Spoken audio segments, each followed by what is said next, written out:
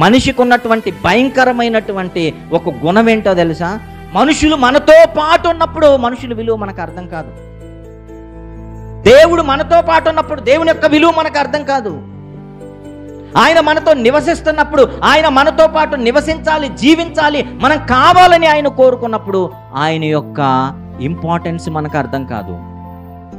మనం ఏం చేస్తామో తెలుసా? మనుషుల్ని వాళ్ళ యొక్క స్టేటస్ని బట్టి మనం వాళ్ళని ఒక దూరంలో మనం ఉంచుతాం.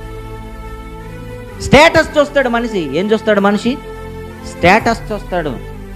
ఈ వ్యక్తి దగ్గర ధనం లేదు, ఈ వ్యక్తికి ఉద్యోగం లేదు, ఈ వ్యక్తి మనకు సాటి అయిన వాడు కాదు అని మనం ఏం చేస్తామంటే, ఇదిగో ఒక దూరంలో ఉంచడానికి మనం ఇష్టపడతాం. మనిషి యొక్క నైజమే. ఆ వ్యక్తి ఏం చేస్తాడో తెలుసా? ఒకానొక సమయాన నువ్వు ఆ వ్యక్తికి అర్థమైపోయిన తర్వాత ఆ మనిషి ఏం చేస్తాడో తెలుసా? మనకు దూరం పెట్టే వాళ్ళని, మనల్ని దూరం పెట్టే వాళ్ళతో మనకు సంబంధం వద్దు, కానీ మనల్ని ఎవరైతే దగ్గరకు తీస్తారో వాళ్ళ దగ్గరికి వెళ్దాం అనుకుంటాడు. ఇప్పుడు ఏం జరుగుతుందో తెలుసా? ఇంతవరకు మనం దూరం పెట్టామనుకుంటాం, కానీ వాడే ఒకసారి ఏం చేస్తాడు తెలుసా? ఏం చేస్తాడు? మనల్ని దూరం పెట్టేస్తాడు. అర్థమవుతుందా? మనల్ని దూరం పెట్టిన తర్వాత అప్పుడు మనం వెతుక్కున్నాం అనుకో, మన ప్రవర్తన వలన, మన క్రియల వలన మనం దూరం పెట్టాం ఎంతకాలం. ఇప్పుడు అతడే దూరం వెళ్ళిపోయాడు. ఇప్పుడు నువ్వు దగ్గరికి రావాలన్న నీ గుణాలు అర్థమైపోయాయి గనక ఆ వ్యక్తి నీ దగ్గరికి రాడు.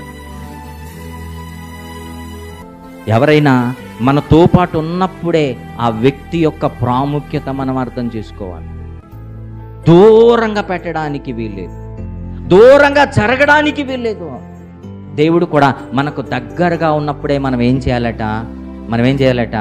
ఆయనను వేడుకోవాలట.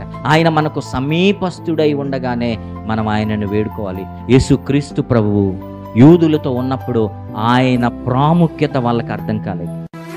యేసు ప్రభు శిష్యులతో ఉన్నప్పుడు ఆయన ప్రాముఖ్యత వాళ్ళకి అర్థం కాలేదు.